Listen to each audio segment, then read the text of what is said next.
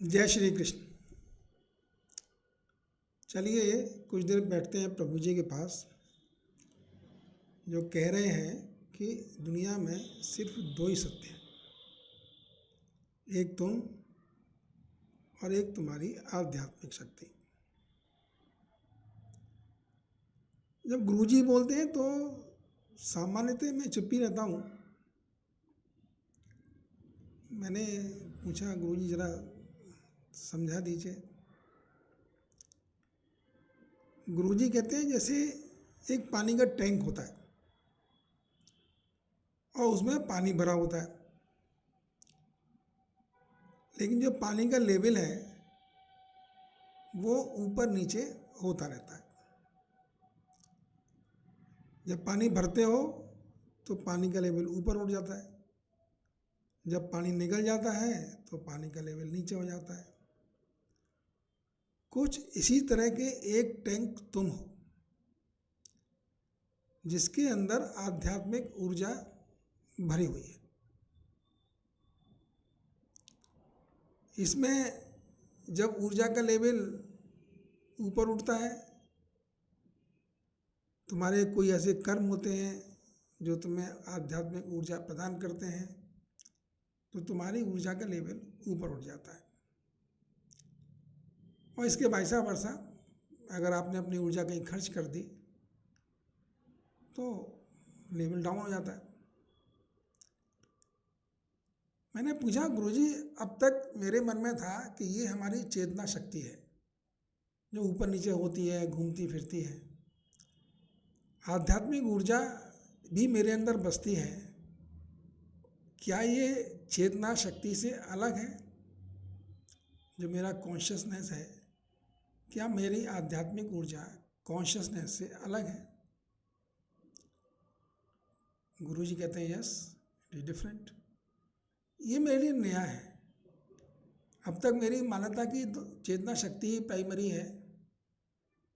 अब मेरे मन में ये पहली बार आया है कि आध्यात्मिक ऊर्जा डिफरेंट है और हमारी चेतना शक्ति की ऊर्जा डिफरेंट है। गुरुजी फिर समझाने लग जाते हैं, चेतना शक्ति देश काल परिस्थिति के हिसाब से घटती बढ़ती, मतलब घूमती रहती है, विचरती रहती है, दुनिया में सब कोने में चली जाती है। लेकिन तुम्हारी आध्यात्मिक ऊर्जा स्टेशनरी है, स्थायी है, ये घूमती नहीं है। एक ये रिजर्वायर है ऊर्जा का, जहाँ पर ऊर्जा स्टोर्ड रहती है। ये ऊर्जा खुद पलायन नहीं करती है, इसमें कमी और बढ़ोतरी होती रहती है। लेकिन हर प्राणी की अपनी आध्यात्मिक ऊर्जा स्टेशनरी है, स्टोर्ड रहती है उसके अंदर, वो नहीं घूमती है। घूमती तुम और तुम्हारी चेतना शक्ति है। ये मेरे लिए कुछ नई कंसेप्ट है, मेरे माइंड में कुछ समझ में आ रहा है गुरुजी क्या कहना चाहते हैं। कहते हैं ये परमानेंट है। जो आध्यात्मिक ऊर्जा का जो लेवल है तुम्हारे अंदर, ये स्थायी है। इससे इस जन्म का और किसी और जन्म का कोई खास फर्क नहीं पड़ता, ये रहने वाली है। और इसलिए जितनी तुम इस ऊर्जा को सहेज के रखोगे, उतना ही तुम ज़्यादा धनवान हो जाओगे। धनवान मतलब ऊर्जा के को लेके धनवान हो जाओगे, मनी को लेने की बात नहीं है। तुम अपने इस आध्यात्मिक ऊर्जा के जो लेवल है, इस पे ज़रा फोकस करते रहो। इसको बढ़ाओगे तो तुमको आनंद की अनुभूति होती रहेगी। और जब इसमें घटोत्तरी होती है, जब भी कहीं खर्च होती है, तो कमती बढ़ती होता है, तो मैं अफसोस होना शुरू हो जाता है। तो मेरे लिए अब तक ये बात मेरी समझ में अभी तक नहीं आई थी। पहली बार मैंने ये बात महसूस की और मैं माइंड में इमेज बन रही है कि आध्यात्मिक ऊर्जा एक डिफरेंट है हमारे अंदर। इस ऊर्जा का ना हमारे शरीर से कोई लेना देना है, ना हमारी चेतना शक्ति से कोई लेना देना है। इसका डायरेक्ट प्रभाव मेरी आत्मा पर पड़ता है। हमारी जो आत्म तत्व है या जो मैं तत्व है, ये उससे डायरेक्ट जुड़ी हुई है। कुछ दिनों पहले मैंने कारण शरीर के बारे में बात की थी, तो मैं इसमें समझना चाहता हूँ कि कारण शरीर और आध्यात्मिक ऊर्जा एक ही चीज़ है क्या? जाहिर सी बात है, बात तो गुरु जी के सामने रखी जाएगी। तो उनसे मैं प्रश्न कर लेता हूँ कि ये जो मैं कारण शरीर की बात हमने कही थी पिछले कुछ दिनों पहले, और ये आध्यात्मिक ऊर्जा जो बात कह रहे हैं, क्या दोनों एक चीज़ है? गुरु जी कहते हैं यस। तुमने कारण शरीर बोला, किताबों में तुमने पढ़ा, बहुत जगह तुमने सुना, लेकिन कारण शरीर क्या होता है इसकी कंसेप्ट तुमको क्लियर नहीं थी।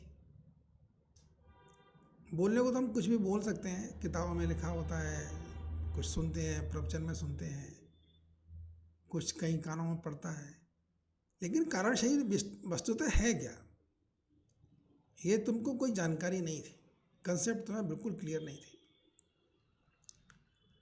तुम इस भौतिक शरीर के बारे में जानते हो, ठीक है, अन्न में शरीर है, पृथ्वी के पदार्थों से मिलकर बना है, तो अन्न में शरीर या भौतिक शरीर के बारे में तो किसी को कोई संदेह है ही नहीं, ये तो प्रत्यक्ष दिखाई दे रहा है। इसके अंदर एक सूक्ष्म शरीर की तुमने बात की थी। सूक्ष्म शरीर भी जो तुम्हारी ऊर्जा से, जो ऊर्जा का जो चेतना शक्ति है, उसके आवागमन से जो शरीर बनना है, वो सूक्ष्म शरीर हो गया। तुमने कारण शरीर भी तुम समझ रहे थे, तुम बोल रहे थे, लेकिन तुम्हें बहुत क्लियर नहीं था कि कारण शरीर क्या होता है, जो तुम्हें अब क्लियर हो रहा है। जो तुम्हारी चेतना शक्ति से शरीर का निर्माण होता है, उसको तुम सूक्ष्म शरीर डिफाइन कर सकते हो, और जो तुम्हारी आध्यात्मिक ऊर्जा से जो है उसको तुम कारण शरीर कह सकते हो। आध्यात्मिक ऊर्जा ही प्राइमरी है, जो सभी प्राणियों में बसती है, इसी के अनुसार वो शक्तिशाली होते हैं और इसी के अनुसार नीचे गिरते हैं। मैं थोड़ा जिज्ञासु हो रहा हूँ, कुछ चीज़ें समझ में आती चली जा रही हैं, कुछ अभी नहीं आ रही हैं, तो फिर प्रभु जी बताना चाहते, देखो कहने लगे कि स्थूल शरीर सामान्यतः सभी आदमियों के, अगर ये ह्यूमन का शरीर है, मैन का शरीर है या वुमेन का शरीर है, तो जो फिजिकल बॉडी है उसमें कोई बहुत उलटफेर नहीं है।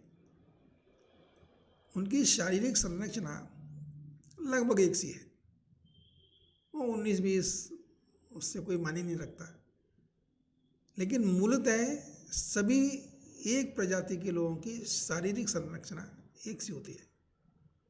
तो जिसको हम फिजिकल शरीर बोलते हैं, फिजिकल बॉडी बोल रहे हैं, वो एक सा ही है सबका, उसमें कोई उलटफेर नहीं हो रहा है। अब तुमने सूक्ष्म शरीर की बात की।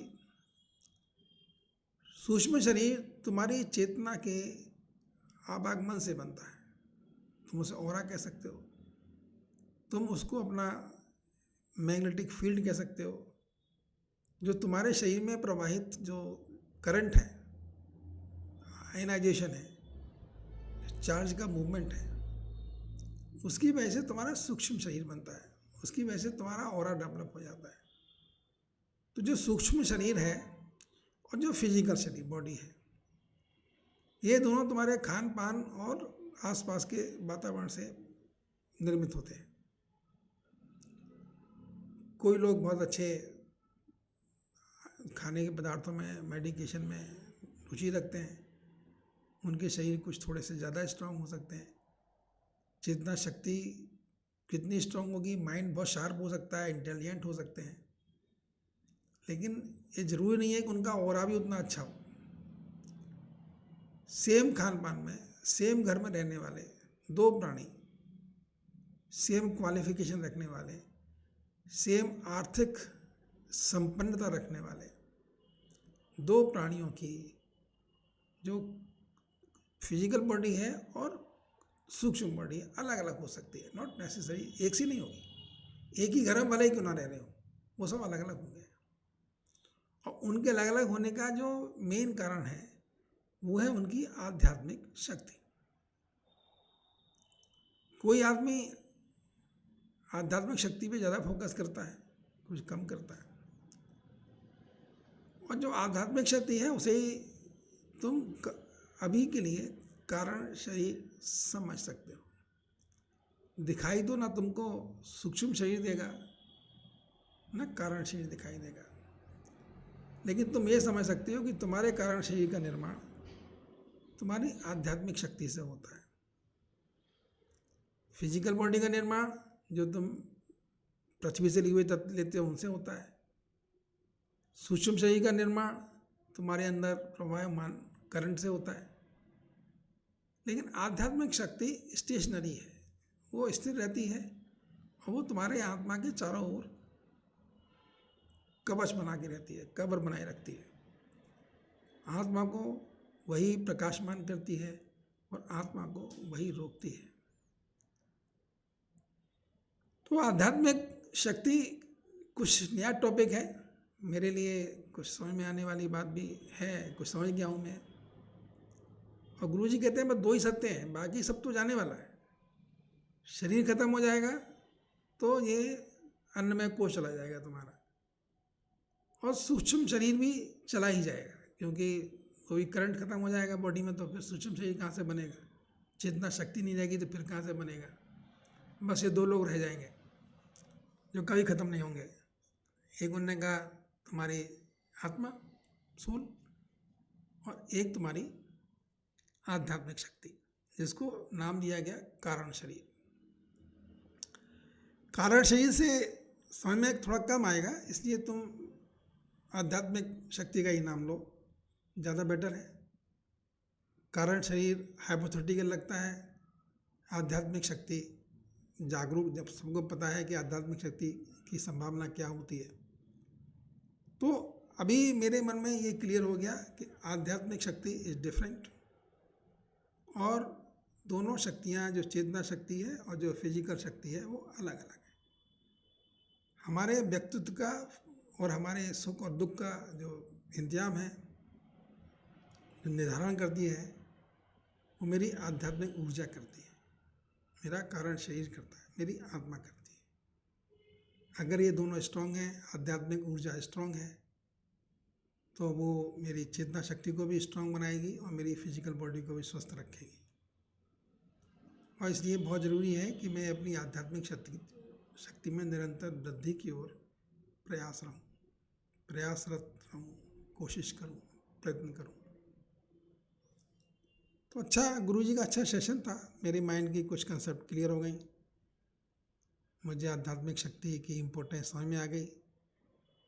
मैं मंदिर में क्यों जाऊँ, मैं अच्छे कर्म क्यों करूँ, क्या होता है, इससे मुझे थोड़ा समझ में आ गया कि आध्यात्मिक शक्ति का जो टैंक है मेरे अंदर, गाड़ियों में पेट्रोल भरा रहता है, पेट्रोल का टैंक होता है, जितनी गाड़ी चलती है उतना पेट्रोल का टैंक खाली होता जाता है, हम भरवा लेते हैं तो फुल हो जाता है। सिमिलरली हमारा आध्यात्मिक शक्ति का टैंक है, हम आध्यात्मिक शक्ति का टैंक जितना हम खर्च करते जाते हैं, आध्यात्मिक शक्ति कम होती जाती है, और उसमें बढ़ोतरी करते जाते हैं। कोई अच्छा कर्म कर लेते हैं तो बढ़ जाता है। तो आध्यात्मिक शक्ति एक बहुत मतलब दिस इज द अल्टीमेट, क्योंकि जैसे प्रभु जी ने कहा कि दो ही सच हैं, एक तुम और एक तुम्हारी आध्यात्मिक शक्ति। तुमसे मतलब मेरी आत्मा और उस आत्मा की शक्ति।